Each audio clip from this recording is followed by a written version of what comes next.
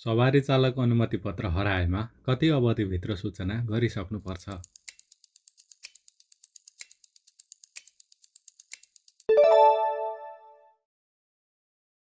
म्याद सकिएको कति समयसम्म सवारी चालक अनुमति पत्र नवीकरण गर्दा जरिवाना लाग्दैन?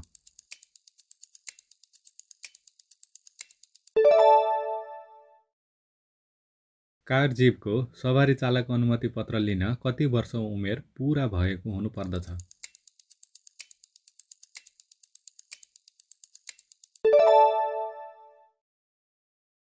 चालकले पालना गर्नुपर्ने शर्तहरू कति पटक भन्दा बढी उल्लङ्घन गरेमा चालक अनुमति पत्र निलम्बन हुन्छ?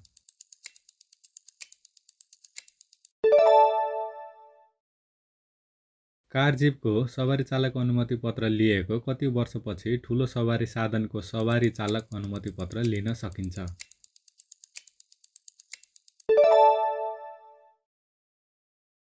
सवारी साधनको नामसारी कुन कार्यालयले गर्छ?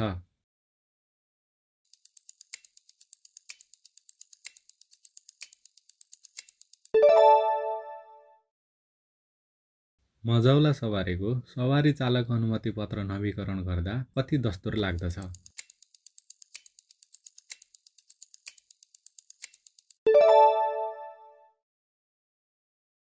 सवारी चालक अनुमति पत्र कति वर्षमा नवीकरण गर्नुपर्छ?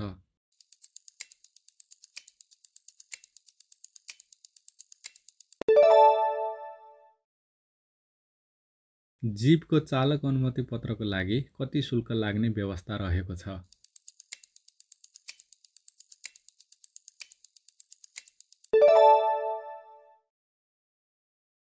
चालकको ठेगाना बदलिएमा कति अवधिभित्र कार्यालयमा सूचना गर्नुपर्छ?